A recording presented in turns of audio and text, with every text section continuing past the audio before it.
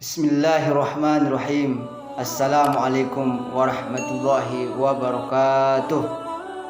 Alhamdulillahillazi an'amana bi nikmatil imani wal islam, allazi huwa arsala rasulahu bil huda wa dinil haqq liyuzhhirahu 'ala dini kullihi wa kafa billahi syahida. Asyhadu an la ilaha illallah wahdahu la syarikalah wa asyhadu anna Muhammadan abduhu wa rasuluh. Radina billahi rabban wa bil islami dina wa bi Muhammadin nabiyya wa rasula wa bil Qur'ani imama wa bil Ka'bati qiblatan wa bil mu'minina wal mu'minati ihwanan la haula wa la quwata illa billahil aliyil azim. Pertama bersyukur kita kepada Allah Subhanahu wa taala, seminim-minimnya kata Imam Al-Ghazali, as-syukru bil lisan, bersyukur secara lisan, mengucapkan alhamdulillahirabbil alamin. Seterusnya berselawat kita kepada baginda Rasul Muhammad SAW, intan berliannya kota Madinah, anak kesayangan ibunda kita Aminah. Lam yujad al-amir, tidak ada seorang pemimpin. Lam yujad ar-rais, tidak ada seorang presiden. Fi hajat dunia, dalam sejarah dunia. Iza zukira ismuhu, kalau kita menyebut namanya, kita akan mendapatkan pahala. Illa Rasulullah SAW, kecuali kita menyebut nama Nabi besar kita Nabi Muhammad SAW, mengucapkan salawat Allahumma sholli ala sayyidina Muhammad wa ala alihi sayyidina Muhammad. Assalamualaikum ya Rasulullah.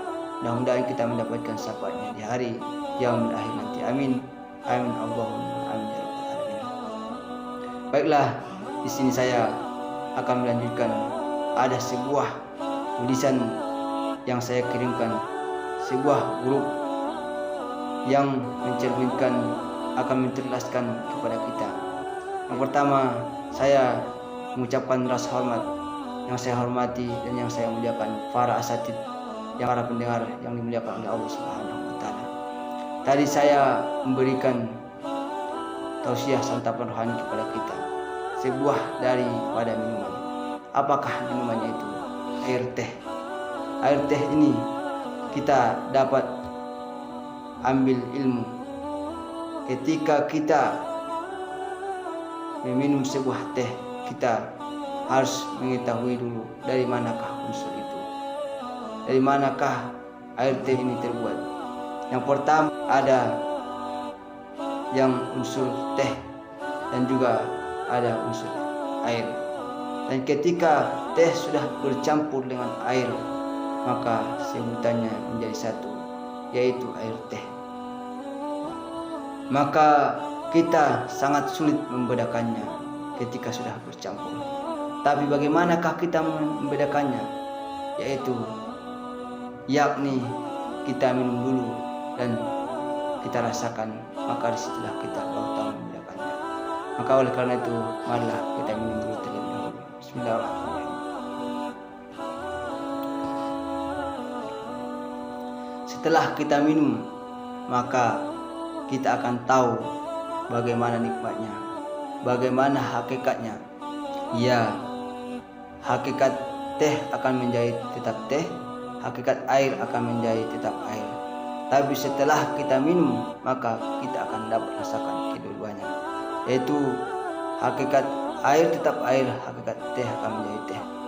Maka oleh karena itu, begitu jugalah kita menghadap Allah Subhanahu wa taala. Kita harus merasakannya, nikmatnya beribadah itu. Bagaimanakah kita merasakan nikmatnya beribadah itu? Kita harus mengetahui dulu yang namanya mengkaji diri.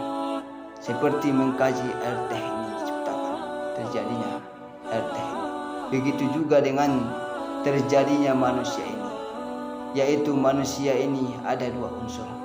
Ada yang namanya unsur jahiliyah, tubuh yang kasar, dan ada yang namanya tubuh yang batin.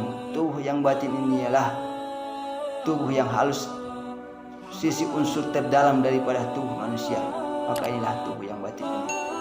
Kita mengkaji yang kedua ini, maka yang kedua ini nanti menyatu, maka terjadilah namanya insan atau manusia.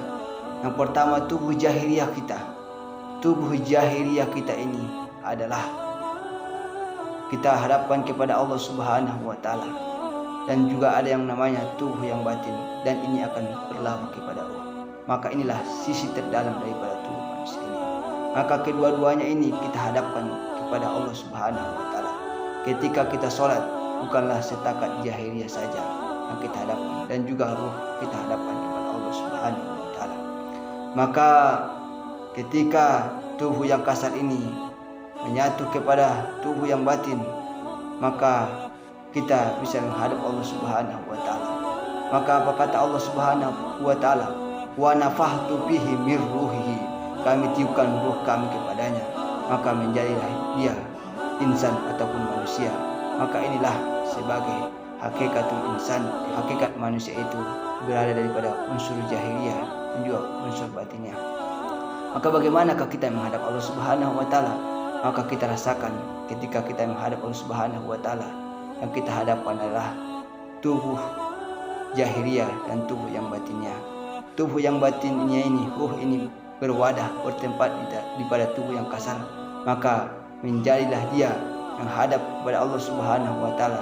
Itu hakikatul insan, yaitu manusia sesungguhnya, yaitu ketika nyawa ruh masih ada dalam jasad, maka kita bisa beribadah kepada Allah Subhanahu wa taala. Kita bisa berkudrat, beriradat, berkehendak melalui kekuatan, melalui hayat yang diberikan Allah Subhanahu wa taala. Kita beribadah menghadapkan, kita bisa menghadapkan diri kita kepada Allah Subhanahu wa taala.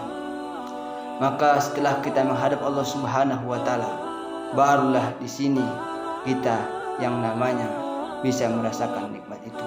Bagaimanakah kita membedakan tubuh jahiliyah kita ini dan tubuh batinnya kita ini? Ketika kita menghadap Allah Subhanahu wa taala, maka marilah kita menghadapkan diri kita. Marilah kita memakrifatkan diri kita ini sepenuhnya adalah milik Allah Subhanahu wa taala. Maka ketika kita mengangkat takbir, maka kita hadapkan, ini sesungguhnya wajahku, aku hadapkan wajahku kepada Allah Subhanahu wa taala. Wa mahyaya, hidupku, wa mamati, matiku, lillahi rabbil alamin, karena Allah Subhanahu wa taala. Maka tubuh kita ini adalah yang dititipkan Allah Subhanahu wa taala. Maka kita akan bertanggung jawab, akan kita hadapkan kepada Allah Subhanahu wa taala. Maka ketika kita menghadap Allah Subhanahu wa taala, yaitu ada sebagai percontohan yang diberikan sebuah syair oleh seorang sufi, yaitu Syekh Jalaluddin Ar-Rumi. Beliau melukiskan syair sebagai gambaran kepada kita bahwa tubuh kita ini adalah bayangan, gambaran daripada Allah Subhanahu wa taala. Sebuah syair yang berbunyi, maka akan kita nyanyikan. Usah lari mengejar bayanganmu, henti langkah jika kau sadar. Duduk bersimpuh hadap dirimu, dirimu adalah bayangannya. Jangan tempuh sempadan laisa, pasti langkahmu akan tersasar. Pandanglah alam jua dirimu, semua ternyata wajahnya. Wujudku bayanganmu, wujudku wajahmu, wujudku bayanganmu, wujudku wajahmu.